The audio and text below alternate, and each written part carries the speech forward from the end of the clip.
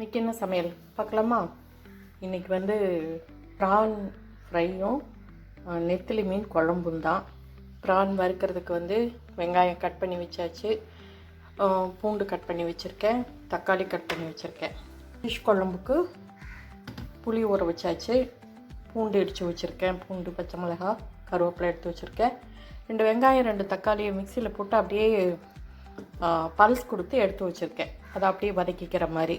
இன்றைக்கி ரொம்ப சிம்பிளாக தான் நான் பண்ண போகிறேன். நெத்திலி மீன் குழம்புன்றதுனால அதுக்கு பெருசாக அரைச்செல்லாம் விட்டால் வேண்டான்னு சொல்லிவிட்டு இந்த வெங்காயம் தக்காளி பல்ஸ் கொடுத்து எடுத்தது மட்டும் வதக்கிட்டு புளி ஊற்றி அது குழம்பு மிளகாத்தூள் உப்பு மஞ்சள் போட்டு நல்லா கொதிக்க விட்டுட்டு மீனை போட்டு இறக்க வேண்டியது தான். பட் அதில் ஏதாவது கொஞ்சம் எனக்கு மனசுக்கு திருப்தி இல்லாமல் இருந்துச்சுன்னா கொஞ்சமாக கோகோனட் மில்க் மட்டும் ஊற்றிப்பேன், அவ்வளோதான். ப்ரான் ஃப்ரை வந்து கொஞ்சம் இந்த சைனீஸ் மெத்தடில் பூண்டு இஞ்சி எல்லாம் பொடியாக கட் பண்ணி போட்டுட்டு வெங்காயம் வதக்கிட்டு மிளகாத்தூள் போட்டுட்டு கொஞ்சமாக சோயா சாஸ் டொமேட்டோ சாஸ் ஊற்றி அப்படியே இது பண்ணி எடுத்தோம்னா கொஞ்சம் அந்த சைனீஸ் ஸ்டைலில் வரும். அது இதோ வழக்கம் போல் ஒரு கப் தண்ணியும் பக்கத்தில் வச்சுருக்கேன். இவ்வளோ தூரம் சொல்லிவிட்டு ஒரு டிப்ஸ் சொல்லலைன்னா எப்படி? ஒரு டிப்ஸ் சொல்லவா?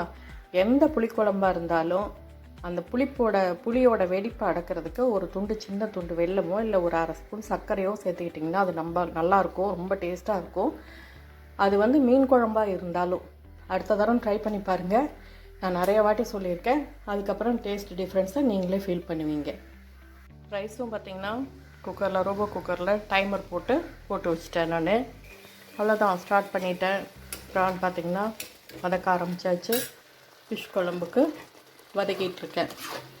அவ்வளோதான், ஒரு 10 நிமிஷம் 20 நிமிஷத்தில் சமையல் முடிஞ்சிடும். மீன் குழம்பு வச்சாச்சு, குழம்பு ரெடி. மாங்காய்க்கு உப்பு மிளகாத்தூள் போட்டு வச்சாச்சு. ப்ரான் ஃப்ரை பண்ணியாச்சு. குழம்புல கொஞ்சோண்டு மீன் போடுறதுக்கு முன்னாடி எனக்கு தனியாக எடுத்து வச்சுக்கிட்டேன். நெத்திலி நிறையா இருக்குன்றதுனால கொஞ்சமாக 65 போடலான்னு சொல்லிவிட்டு அதுவும் போட்டுக்கிட்டுருக்கேன். நான் சும்மா ஒரு 10 மீன் போல். இந்த வடசட்டி பார்த்திங்கன்னா எங்கள் அம்மாவோட அம்மாச்சி இது கிட்டத்தட்ட இதுக்கு வந்து ஒரு 100 வருஷம் இருக்குன்னு கூட சொல்லலாம் லைஃபு. அந்த மாதிரி இது நான் அம்மாட்ட வந்து எனக்கு ஞாபகமாக வேணுன்றதுக்காக நான் எடுத்துகிட்டு வந்தது. இதை பத்திரமா நான் இதை வச்சுருக்கேன் பார்த்துக்கோங்களேன். இந்த மாதிரி கொஞ்சமாக ஏதாவது ஃப்ரை பண்ணும்போதெல்லாம் பண்ணுவேன். ஆனால் ரொம்ப நல்லாயிருக்கும் இந்த வடசட்டி. ஒன்றும் அடியில் பிடிக்காது, அது மாதிரி நல்லா கெட்டியாக நல்லாவே இருக்கும். சமையல்லாம் முடிஞ்சு சர்வ் பண்ணிடலாமா? வழக்கம் போல் சுட சுட சோறு தான். சூப்பராக நெத்திலி மீன் போட்டு குழம்பு, ப்ரான் ஃப்ரை பண்ணியிருக்கு.